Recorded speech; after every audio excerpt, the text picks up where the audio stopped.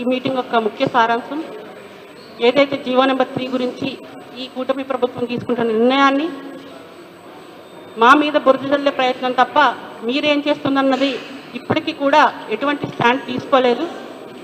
ఇక మంత్రి గారి విషయానికి వస్తే ఆవిడ ఒకటే పని, ఈరోజు మరి గిరిజన విద్యార్థులందరూ అలాగే నాయకులందరూ కూడా ర్యాలీ చేశారు, బయటకు వచ్చారు, ఇంతమంది బయటకు వచ్చి ర్యాలీ చేశారని ఒక ఉద్దేశంతో ఆదరబాదరగా మీటింగులు పెట్టేసి మేము ఎప్పుడు గిరిజనుల పక్షానే ఉంటాము, మేము ఎప్పుడు కూడా మీకు అన్ని రకాలుగా ఆదుకుంటామని చెప్పేసి మీటింగులు పెట్టి మరి వైసీపీ పార్టీయే బురద జల్లుతుందని చెప్పేసి ఏవో నోటికొచ్చిన మాటలు మాట్లాడుతున్నారు.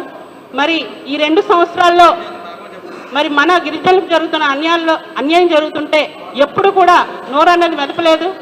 మరి డిఎస్సి తీసి మరి జీవో నెంబర్ 3ని పునరుద్ధరించకుండా మరి ఉద్యోగాలు వేస్తున్నప్పుడు కూడా మంత్రి గారు మాట్లాడలేదు.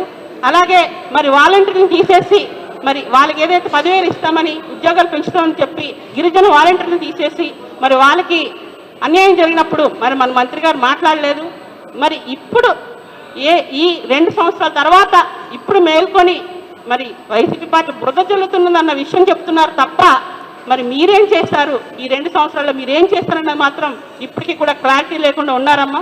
ఒకటే చెప్తున్నాం, మన గిరిజనులకు అన్యాయం జరుగుతున్నప్పుడు మీరు ఒక మంచి హోదాలో ఉన్నప్పుడు మీ నాయకుడితో మాట్లాడి అయ్యా మాకు అన్యాయం జరిగితే మేము గిరిజనులుగా మేము సహించేది లేదు, మా ప్రాంత ప్రజలకు మేము ఎప్పుడు అన్యాయం జరగకుండా చూసుకుంటాము, మీరు ఏం చేసినా సరే మా గిరిజనులకి అన్యాయం జరగకుండా చూడాలని మీరు మాట్లాడాలి తప్ప ఆయన ఏం చేసినా నోరు మెక్కకుండా కామ్గా ఉండి ఈరోజు మేము వాస్తవాలు మాట్లాడుతుంటే మా నోరు మరి మేము మాట్లాడుతున్న అబద్ధాలను చెప్పడం కరెక్ట్ కాదు.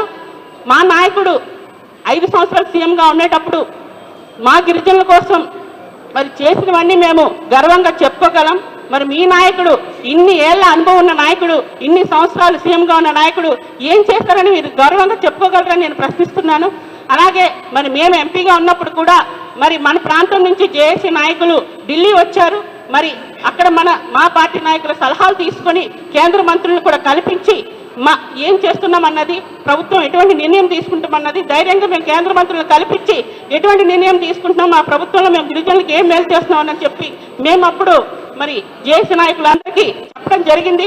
మీరు మరి స్టాండ్ తీసుకొని మరి ఈ 2 ఏళ్ళలో మీరు ఏం చేశారన్నది మీరు ఇలాగే ప్రెస్ మీట్ పెట్టి అలాగే మరి భవిష్యత్తులో కూడా గిరిజనులకు ఎటువంటి అన్యాయం జరగకుండా మరి చూసుకుంటారని తెలియజేసుకుంటూ మరి మీరు ఎటువంటి స్టాండ్ తీసుకుంటారో తెలియజేయాలని కోరుకుంటూ సెలవు తీసుకుంటున్నాం.